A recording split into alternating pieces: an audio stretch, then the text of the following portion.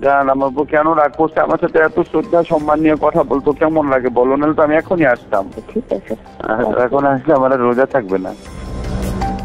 জান আমার বউ কেন রাগ করছে আমার সাথে, এত শ্রদ্ধা সম্মান নিয়ে কথা বলতো কেমন লাগে বলো, নাহলে তো আমি এখনই আসতাম। আমার জাস্ট বুকটা ভেঙে গেছে। এইভাবে মানুষ বিজয় উদযাপন করে। আসল নাম মোহাম্মদ নজরুল ইসলাম, যাকে আপনারা চেনেন আসিফ নজরুল নামে। মোহাম্মদ নজরুল ইসলাম নাম পাল্টে যেভাবে আসিফ নজরুল হয়েছেন, ঠিক একইভাবে খোলস পাল্টে এক এক সময় এক এক পাত্রে হাজির হয়েছেন। পাত্র আলাদা হলেও পাত্রী হিসেবে আসিফ নজরুল সবখানে ফিট। কতটা ফিট সেটা জানতে আজকের পুরো অনুসন্ধান। আসিফ নজরুল স্যার, তুমি আসলে কার? কথায় আছে প্রয়োজনীয়তায় উদ্ভাবনের জনক। আসিফ নজরুল স্যারকে নিয়ে আজকের অনুসন্ধানটাও প্রয়োজনের প্রেক্ষিতেই করতে হয়েছে। অনেক জরুরি ইস্যুর মাঝেও আসিফ নজরুল স্যারের ইস্যুটাকে প্রাধান্য দিতে হয়েছে, কারণ তার হাতে আমাদের ভবিষ্যৎ গড়ার দায়িত্ব দিয়েছি আমরা। ইতিহাস গড়ার পথে যাত্রা করা ট্রেনের চালক যদি ভুল পথে যাত্রা করে, তাহলে এই জাতি আর কখনোই গন্তব্যে পৌঁছতে পারবে না। আসিফ নজরুল ওরফে নজরুল ইসলামকে সামনে রেখে সুখের স্বপ্ন নিয়ে 18 কোটি যাত্রী যে ট্রেনে চেপে বসেছে, সেই ট্রেন ভবিষ্যতে কোন দিকে যাবে সেটা অনুমান করতে চালকের অতীত সম্পর্কে একটু জেনে আসা বাঞ্ছনীয়। আসিফ নজরুলের অতীত কেমন সেটা জানার আগে ভারতীয় গোয়েন্দা সংস্থা বাংলাদেশে কিভাবে তাদের অপতৎপরতা চালায় সেটা একটু বুঝে আসতে হবে। বাংলাদেশের রয়ের প্ল্যান অনুযায়ী মোট 3টি লেয়ার কাজ করে। প্ল্যান এ সরাসরি ভারতের পক্ষে ঘোষণা দিয়ে কাজ করা, যেটা গেল 15 বছর আওয়ামী লীগ এবং হিন্দুরা করেছেন। রাষ্ট্রীয় গুরুত্বপূর্ণ প্রতিষ্ঠানগুলোতে বড় বড় পদ পদবি নিয়ে এরা সরাসরি ভারতের এজেন্ডা বাস্তবায়ন করেছে বাংলাদেশে। এমনকি শেখ হাসিনা নিজে ঘোষণা দিয়ে ভারতের পক্ষে কাজ করার কথা স্বীকার করেছেন। আমরা ভারতকে যে দিয়েছি সেটা ভারত সারা জীবন মনে রাখবে। দ্বিতীয় লেয়ারে থাকা রয়ের সদস্যরা কাজ করে গোপনে। তারা সরাসরি ভারতের পক্ষে কথা না বললেও ভারতীয় দূতাবাসের সাথে তাদের সার্বক্ষণিক যোগাযোগ রেখে ভারতের প্রয়োজনে সবকিছু করে থাকে। তৃতীয় লেয়ারে থাকা রয়ের সদস্যরা সবচেয়ে ভয়ঙ্কর। এদেরকে সাধারণ দৃষ্টিতে দেখে মনে হবে প্রচণ্ড ভারত বিরোধী, কিন্তু গোয়েন্দাদের প্রথম 2টি লেয়ার যখন অকৃতকার্য হয়, তখন সবশেষ লেয়ারটি কৌশলে দাঁড়িয়ে যায়।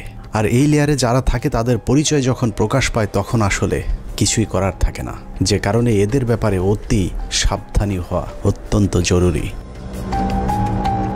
এই শ্রেণীর ভারতীয় এজেন্টদেরকে সবচেয়ে বেশি কৌশলী হতে হয়, কারণ তাদেরকে ডুয়েল রোল প্লে করে দুই পক্ষকেই খুশি রাখতে হয়। এই ধরনের গোয়েন্দা এজেন্ট নির্বাচনে ভারতীয় গোয়েন্দাদের কিছু সুনির্দিষ্ট চাহিদা থাকে। এসব ক্ষেত্রে যারা আওয়ামী চেতনাধারী, দুশ্চরিত্র, ইসলাম বিদ্বেষী এমন ধরনের সব ব্যক্তিদেরকে বাছাই করা হয়। অন্তরে আওয়ামী চেতনা লালন করলেও প্রকাশ্যে তাদেরকে বিপরীত রূপে আত্মপ্রকাশ করানো হয়। এ ধরনের এজেন্ট তৈরিতে 1 যুগ 2 যুগ, আবার কখনো তারও বেশি সময় লেগে যায়, যাতে তাদের পেছনের ইতিহাস মানুষ ভুলে যায়। দেখতে কিছুটা নিষ্পাপ, শ্রুতিমধুর, বাকপটু গোছের এসব এজেন্টদেরকে দিয়ে কখনো কখনো সাধারণ ভারত বিরোধীদের চাইতেও কঠোর ভাষায় ভারতকে আক্রমণ করানো হয়, যা দেখে মনে হবে এরা প্রচণ্ড ভারত বিরোধী। আর এভাবেই তাদেরকে ভারত বিরোধী শিবিরে ধীরে ধীরে জনপ্রিয় করে তোলা হয়। এবং অত্যন্ত যৌক্তিক কারণে আজকে ভারতের বিরুদ্ধে আমাদের স্বাধীনতার ডাক দিতে হবে, ভারতের বিরুদ্ধে আমাদের সার্বভৌমত্বের ডাক দিতে হবে। আসিফ নজরুল ভারতের সেই দীর্ঘমেয়াদী প্ল্যান সি এর অংশ কিনা সেটা বুঝতে আমাদেরকে আরও 32 বছর পেছন থেকে শুরু করতে হবে। 19 জানুয়ারি 1992। 1975-এর 15ই আগস্ট থেকে 1981 সাল পর্যন্ত 6 বছর ভারতীয় মগজ ধোলাইয়ের পর দেশে ফেরেন শেখ হাসিনা। শেখ হাসিনা দেশে ফেরার 15 দিনের মাথায় জিয়াউর রহমানকে হত্যা করে ভারত।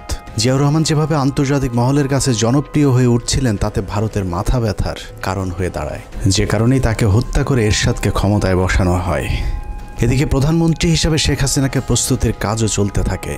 1990 সালে এরশাদের পতনের পর ভারতের ইচ্ছে ছিল শেখ হাসিনাকে প্রধানমন্ত্রী বানানোর, কিন্তু 1991 সালের নির্বাচনে সবাইকে অবাক করে দিয়ে বাংলাদেশের মানুষ বেগম খালেদা জিয়াকে প্রধানমন্ত্রী নির্বাচিত করেন। ভাবছেন অনুসন্ধানের কোথা থেকে কোথায় যাচ্ছি? আসলে এত কিছু বলার কারণ, যাকে নিয়ে অনুসন্ধানের শুরু করেছে সেই আসিফ নজরুলের আসল পরিচয় খুঁজে বের করতেই এত কিছু বলা হচ্ছে।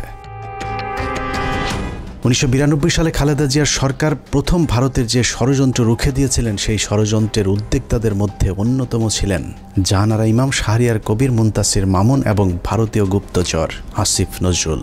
জাহানারা ইমামকে প্রধান আসামি করে খালেদা জিয়ার সরকার যে রাষ্ট্রদ্রোহ মামলাটি করেছিল, সেই মামলার অন্যতম একজন আসামি ছিলেন আমাদের আজকের আসিফ নজরুল ওরফে মোহাম্মদ নজরুল ইসলাম। এই যে আসিফ নজরুল এখন নাম করা কলাম লেখক, তাকে নিয়োগ করা হলো। আপনারা জেনে খুশি হবেন, আসিফ নজরুলের আদর্শিক গুরুর নাম জনাব শাহরিয়ার কবির। শাহরিয়ার কবির যখন সাপ্তাহিক বিচিত্রার সম্পাদক, আসিফ নজরুল ছিলেন তার প্রধান সেনাপতি। ভারতের এজেন্ডা বাস্তবায়নে ভারতের প্রধান সেনাপতির ভূমিকায় ছিলেন শাহরিয়ার কবির।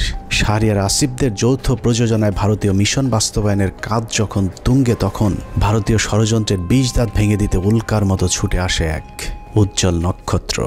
আমরা ভারতকে দেখিয়ে দেব ইনশাআল্লাহ, এই পৃথিবীতে বাংলাদেশের সবচাইতে বড় দুশ্মন ভারত। সবচাইতে বড় দুশ্মন কে? হ্যামিলিয়নের বাঁশিওয়ালার মতো মাওলানা দেলোয়ার হোসেন সাঈদী যখন অ আ ক খ করে সারা দেশের মানুষকে ভারতীয় ষড়যন্ত্রের ব্যাপারে ঐক্যবদ্ধ করছিলেন, তখনই পদে আগুন জ্বলে যায় আসিফ নজরুল আর তার আধ্যাত্মিক গুরু শাহরিয়ার কবিরের। আমি আল্লাহর নামে কসম করে বলছি, আল্লাহ তোমার জাতের কসম, তোমার ইজ্জতের কসম, তোমার সম্মানের কসম, 1971 সনের এক ফোঁটা পানি বা কাদা আমার গায়ে লাগে নাই, লাগে নাই, লাগে নাই। ভারতের বিরুদ্ধে গর্জে ওঠা সাঈদী 80-র দশক থেকে এদেশের মানুষকে ভারতীয় ষড়যন্ত্রের বিষয়ে সচেতন করতে থাকেন।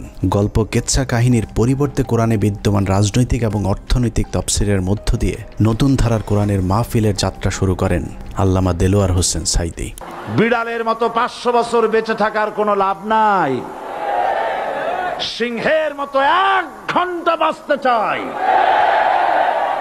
দলমত নির্বিশেষে সকলের কাছে সাঈদী যখন সমানভাবে সমাদৃত হয়ে উঠতে থাকেন, তখন 1989 সালে আসিফ নজরুল প্রথম ব্যক্তি যিনি তার পত্রিকার পৃষ্ঠা জুড়ে এক মিথ্যা সংবাদ ছাপান, যার শিরোনাম দেয়া হয় সাঈদী সমাচার, এক ধর্ম ব্যবসায়ীর উত্থান। বিশাল সেই সংবাদের কয়েকটি লাইন পড়লে আসিফ নজরুল কত বড় মাপের একজন মিথ্যুক, প্রতারক এবং হলুদ সাংবাদিক ছিলেন সেটার কিঞ্চিত প্রমাণ পেয়ে যাবেন। লেখার শুরুতেই সাংবাদিক আসিফ নজরুল লেখেন, মাওলানা দেলোয়ার হোসেন সাঈদী বিরোধী সাম্প্রতিক গণবিক্ষোভের মধ্য দিয়ে দেশে মৌদুদিবাদ এবং ধর্ম ব্যবসার রাজনীতির অগ্রহণযোগ্যতা আবারও প্রমাণিত হয়েছে।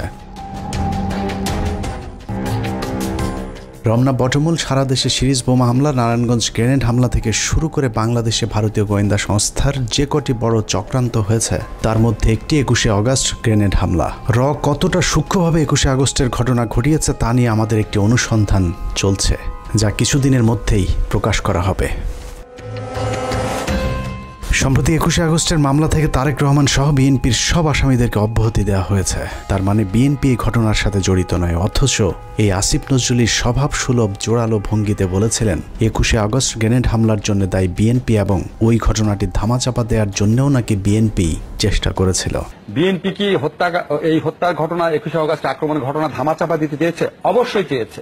তারা জঘন্য রকম ভাবে ধামাচাপা দিতে চেয়েছে, হাস্যকর ভাবে ধামাচাপা দিতে চেয়েছে। এখন প্রশ্ন হলো, আসিফ নজরুলের বক্তব্য কোনটা সঠিক? বিএনপি দোষী নাকি বিএনপি নির্দোষ?